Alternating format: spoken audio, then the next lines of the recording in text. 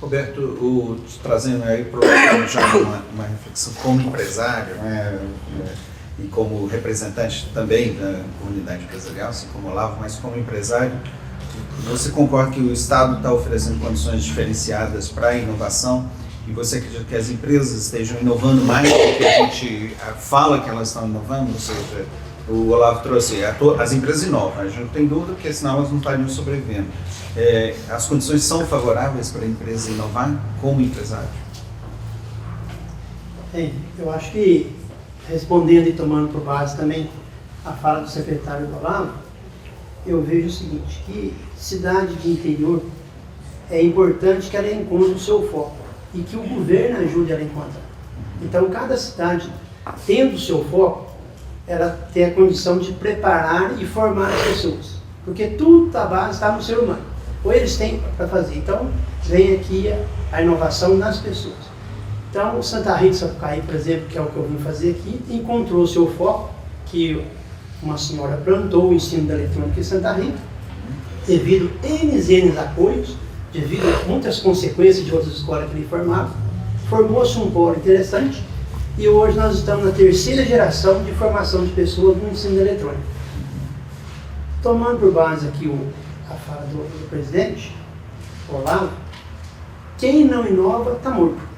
Isso é a palavra-chave. Então é o seguinte, inovar.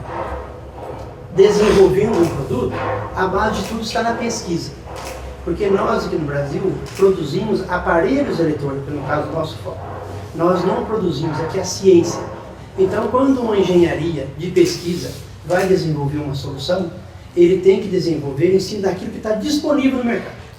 Então, ele tem que fazer uma pesquisa muito aprofundada, de encontrar perfeitamente aquilo e desenvolver.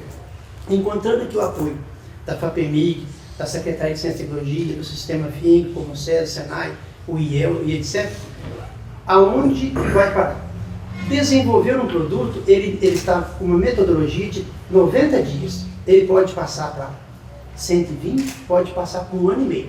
Porque de acordo com que você vai desenvolvendo, você vai encontrando novas tecnologias disponíveis no mercado e vai sofrendo upgrade, adequação, e chega ao ponto de estar quase pronto, voltar a estacar zero para otimizar o produto para ficar de acordo com o mercado. Esse é o grande problema. Então é o seguinte, só consegue pesquisar, desenvolver tudo isso com ajuda. Então nós somos uma grande testemunha que a ajuda existe e comprova que a maioria das empresas de Santa Rita são de micro e pequeno porte, a maioria de número de empresas, não é que as mais fator. E de média e grande empresa para Santa Rita, para o Brasil, Santa Rita não tem grande empresa. Tá? As empresas não têm condição de pesquisar e desenvolver sem ajuda. Então um polo como Santa Rita, um polo como Nova Serrana, etc., cada um do seu setor, eternamente precisa de apoio de governo, precisa de apoio de órgão fomentador. Eternamente. E o caso nosso específico é o seguinte, as nossas empresas são jovens e os empresários são jovens. Então você pega um empresário de 17, 23 anos de idade, que já recebeu o crachá de empresário, que está dentro do desenvolvimento e produzindo produto com competência de exportação. Então tem empresa que tem um produto na linha e exporta inclusive para a Europa. Porque ele conseguiu fazer um produto de padrão. Agora como que ele consegue? Só com ajuda. Agora veja bem, quando conclui o produto, tudo está listo, concluído, ainda depende de muita ajuda, porque o produto depende de estar aceito nas agências reguladoras. Então para você ter o aceite de uma Anvisa, de uma Anatel, de uma ANEEL, ainda tem uma morosidade de meio ano, ainda tem um investimento de 45, 70 mil reais, né? Enfim, só com ajuda. E outra coisa, a empresa que não implanta um padrão de gestão, ISO 9000, software de gestão, etc., ele não consegue gerir a empresa e ele também não tem padrão.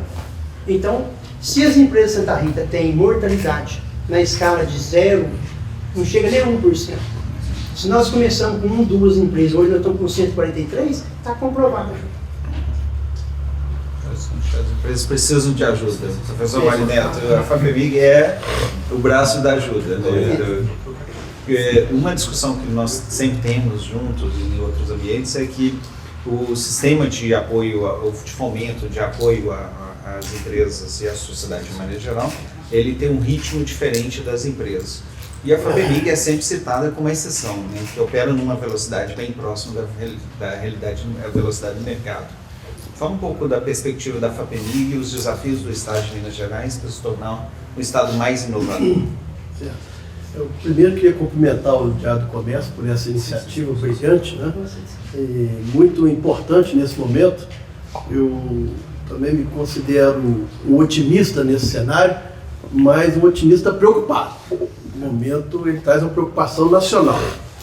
E evidentemente, embora em Minas Gerais, que você perguntou especificamente, nós estejamos muito bem, e foi mencionado pelo Guilherme, que é de fora de Minas Gerais, né? E nós temos ouvido isso em vários lugares, e não só no Brasil, inclusive no exterior, né, de que Minas Gerais se torna uma referência, mas nós estamos preocupados porque se o Brasil não for bem também num todo, evidentemente Minas Gerais vai se tornar prejudicado.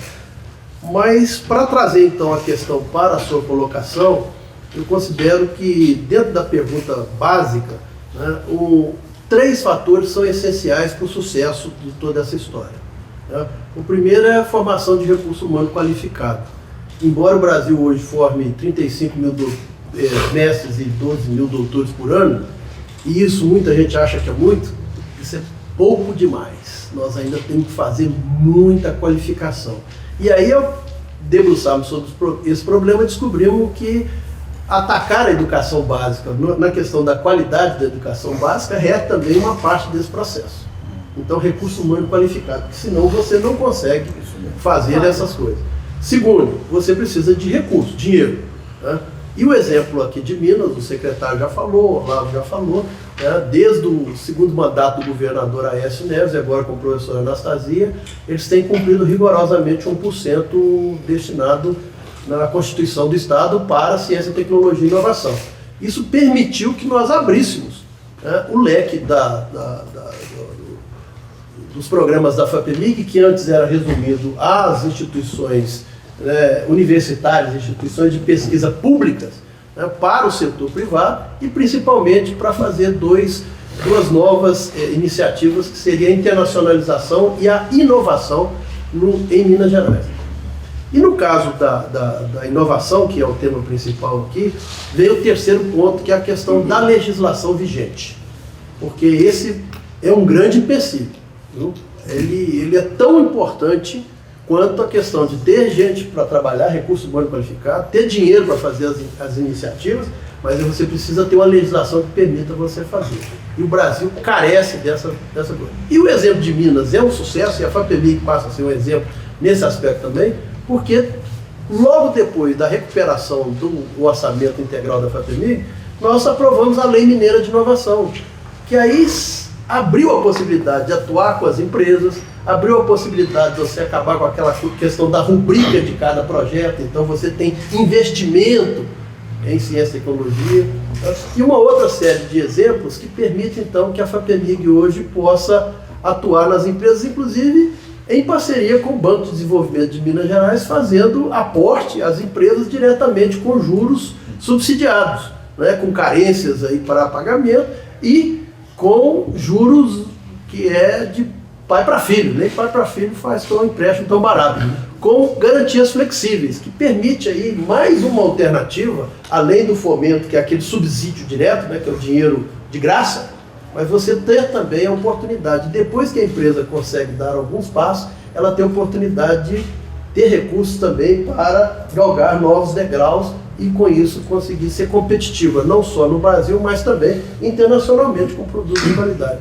Então o cenário é positivo, é otimista, mas com as restrições que nós estamos vendo hoje no cenário federal, em 2 anos consecutivos, né, de cortes no Ministério da Ciência, Tecnologia e Inovação de 1 bilhão em 2011 e 1,5 bilhão em 2012, isso pode trazer um impacto muito negativo. E na questão, para encerrar, na questão da legislação, nós precisamos fazer aprovar o Código Nacional de Ciência, Tecnologia e Inovação, que agora chegamos na semana passada numa versão consensuada com o setor empresarial, né, tanto a CNI, quanto a ANPEI, quanto a Protec, quanto todas essas entidades que representam as empresas inovadoras aí no Brasil, juntos, né, com o CONFAP, o CONSECT, a ABC e a SBPC, uma proposta consensuada para que o Executivo possa levar ao Congresso Nacional como substitutivo da proposta que já está lá. Já existem os dois PLs na Câmara Federal, 2177, e no Senado Federal, 699, de 2011. Mas é importante que o Executivo entre agora com o substitutivo para garantir a aprovação mais ágil, né, e consensuada desse projeto. Então, é um cenário que nos deixa empolgados, mas nos deixa preocupados ao mesmo tempo.